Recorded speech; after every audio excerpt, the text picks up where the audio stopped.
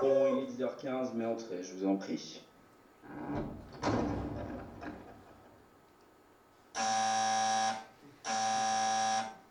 Docteur, je ne trouve pas l'ascenseur. Eh bien, c'est parce qu'il n'y en a pas, Madame de la Glotte. Eh ben, ça commence bien.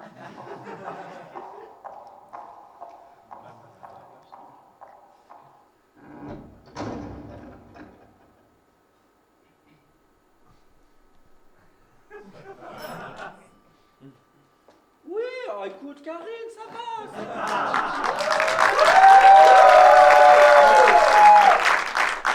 Il est remis au bout de 5 minutes, ma jupe. Bonjour, docteur. Ça va. 5-6 coupettes de champagne, qu'est-ce que c'est? Oh, tout de suite, j'arrive. Tout de suite, une adolescente en chaleur. Bon, je te laisse, mon nouveau psychothérapeute agite les bras, on dirait un aveugle qui a perdu sa canne.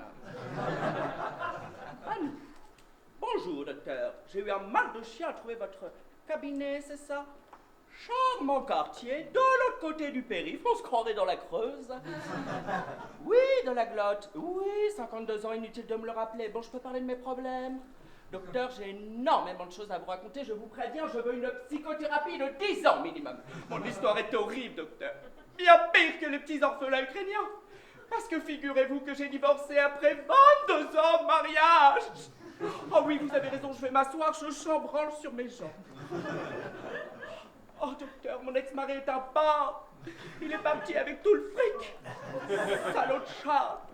Je suis comme une conne dans une cage à lapins. Un studio froid et humide. 30 mètres carrés, docteur. Mon Dieu, que la Geneviève est tombée bas. Une fenêtre. Du carrelage premier prix. Les wawas sur le palier. Vous ne savez même pas que ça existait, docteur. Oh, et mes amis, c'est sa hyène perfide qui m'appelle Geneviève de la Prolo. Mais parce que j'étais millionnaire, mon brave docteur. Mais ça, évidemment, vous ne pouvez pas comprendre. D'ailleurs, qu'est-ce que c'est que ce fauteuil? On dirait du Sky Ikea. Du cuir de buffle aurait été la moindre des choses pour me recevoir, docteur. Oh, au secours. Depuis que Charles est parti, j'ai tout perdu. Une clochette, ma jeune. Je suis au RSA. Je fais mes courses moi-même, docteur. Chez Lidl. Oh, le prolétariat à l'état pur. Alors qu'avant, mon traiteur me manque tellement, docteur. 4 mois que je n'ai pas mangé de caviar. J'ai même oublié le goût du champagne. Hier soir, je pleurais devant mon tarama Lidl. Oh, la Geneviève avec son pâté de foie et ses coquillettes. Je les ai mélangées, docteur. Par pur désespoir. Oh, je n'ai même plus les moyens d'avoir une décoration décente. Un peu comme vous, d'ailleurs. Figurez-vous, docteur, que j'étais obligée d'acheter mes draps chez Jiffy. Ils sont rêches, docteur. Ça me démange. J'ai l'impression de dormir dans de la toile de jute. Ah non, non, pas en coton. Du synthétique. Première fois de ma vie que je suis en contact avec cette drôle de matière. J'étais habitué à de la soie, à la limite du coton bio tissé main par des petits orphelins ouïghours. Mais pire, docteur, cette parure à 9,90 €, j'ai dû la mettre toute seule. D'habitude, c'était la bonne à tout faire qui s'occupait de la literie. Première fois de ma vie que je mets une housse de couette. Oh, docteur, je vous la donne en 1000. J'ai tout essayé. J'ai fourré, j'ai bourré, j'ai plié, déplié. Oh, bah, au bout de 2 heures, j'ai craqué. J'ai tout balancé, j'ai dormi sans housse de couette pendant 3 jours. La voisine est venue à mon secours. Les pompons de la pomponnette, docteur. Le draus, il se décroche de tous les côtés du matelas. Oh mon Dieu. Oh. Jiffy, votre déco, non? Quand je compatis dur.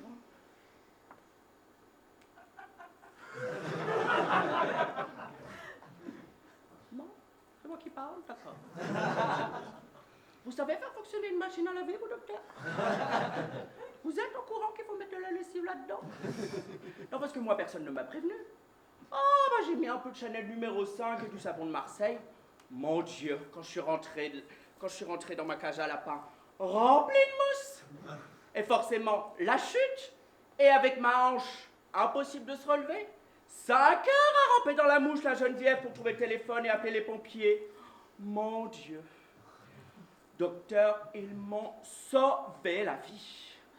Oh, une équipe super, surtout le capitaine. Une virilité bien charpentée, des mains douces, un beau petit... Docteur, vous me faites digresser. J'en ai plus.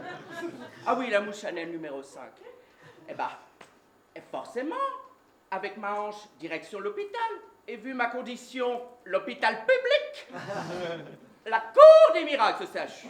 Rien à voir avec notre très bonne clinique privée. Hein. Ah, mais j'ai pas supporté la chambre double.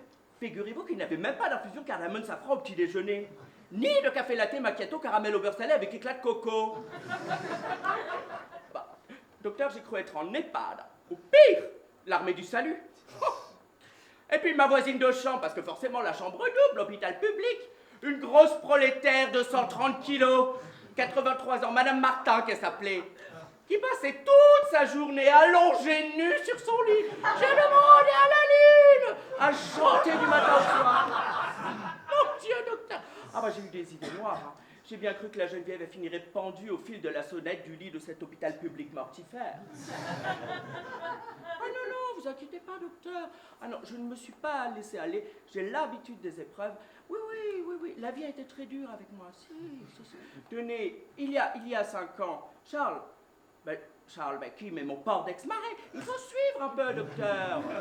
Charles a perdu 3 millions sur un mauvais investissement. Eh ben, j'ai tenu le coup. 3 mois sans s'acheter de bijoux, la Geneviève. Oui, enfin, quelques perles de culture par-ci par-là, mais qui peut s'en passer? Enfin, chez les gens de mon rang, j'entends. Et je suis beaucoup trop fidèle à mon lapidaire bijoutier Jean de la Berlouze. Je ne peux pas lui faire ça. D'ailleurs, en parlant de bijoux, je regarde ma montre. On a dépassé l'heure, docteur. Je vais pas payer plus cher, hein. Combien je vous dois? 50 €? On peut payer en 5 fois?